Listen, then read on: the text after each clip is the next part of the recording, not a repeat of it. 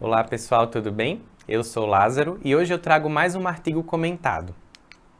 Hoje eu vou falar sobre uma revisão que tem como tema Nutrigenômica, lições aprendidas e perspectivas futuras.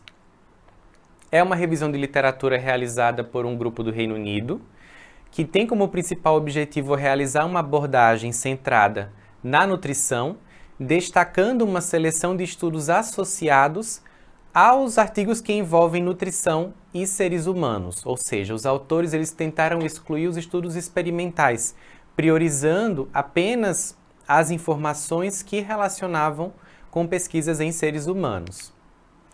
Os autores começam falando da importância da nutrigenômica dentro da ciência hoje e que existem muitas definições sobre nutrigenômica na literatura. Mas hoje a mais utilizada é o ramo da ciência que investiga a interação entre a nutrição e o hospedeiro, ou seja, o nosso genoma, por meio de tecnologias ômicas. E que a nutrigenômica ela participa de uma rede de várias outras ômicas que podem nos ajudar a entender melhor o funcionamento do metabolismo humano. Então, enquanto a genômica nutricional ela avalia a interação entre os nossos genes e a dieta, nós também temos a transcriptômica, que é o estudo dos transcritos, ou seja, de tudo que está sendo transcrito no RNA do hospedeiro.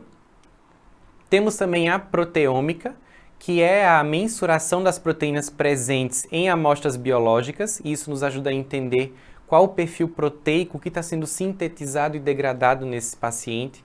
E nós também temos a metabolômica, que é a identificação de metabólitos presentes em amostras biológicas e que a junção dessas ômicas ajuda muito a entender o funcionamento do metabolismo humano. Os autores eles começam falando sobre o papel da transcriptômica em alguns estudos que envolvem gorduras, que foram os primeiros estudos relacionados com nutrigenômica. E eles trazem um achado que é um clássico, mas que é muito interessante, que o consumo de gorduras poliinsaturadas foi responsável por reduzir a expressão de genes na sinalização do receptor X do fígado, que são genes relacionados com o processo inflamatório, enquanto o aumento do consumo de gorduras saturadas promoveu o aumento dos genes relacionados com inflamação e estresse oxidativo nesses mesmos pacientes.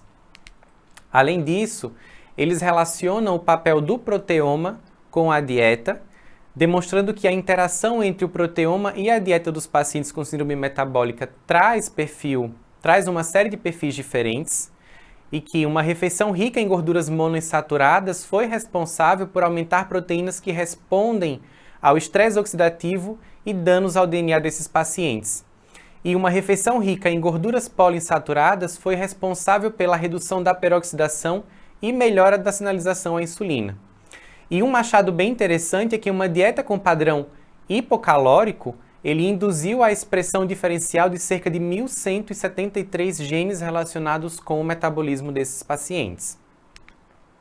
Além disso, abordando um pouco sobre a metabolômica, que é a análise do produto da ingestão alimentar e do metabolismo, foi demonstrado que pacientes obesos e ou que apresentam diabetes tipo 2 apresentam assinaturas metabolômicas completamente diferentes.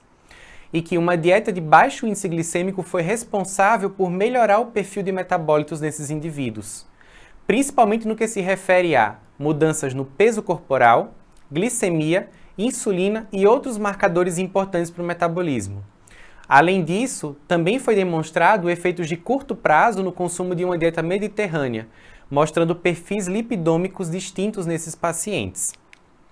Além disso, as proteínas podem influenciar a atividade metabólica microbiana e também a expressão gênica no intestino, ou seja, a sobrecarga de proteínas foi responsável pela indução da mudança no metabolismo bacteriano no intestino, demonstrando que as fontes de proteína da dieta podem modificar a expressão de genes envolvidos no ciclo celular do indivíduo e que o aumento do catabolismo proteico pela microbiota intestinal também foi responsável pelo aumento de metabólitos que podem afetar a saúde intestinal.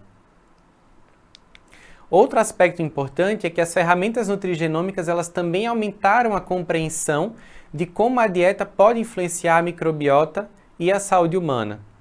E um estudo bem interessante de suplementação com 2 tipos de amido resistente e fibras afetaram diferentes bactérias e tiveram um impacto diferente na ecologia da comunidade microbiana, demonstrando que diferentes perfis de fibras apresentaram diferentes perfis de produção de ácidos graxos de cadeia curta, que é um elemento muito importante para a nossa saúde intestinal.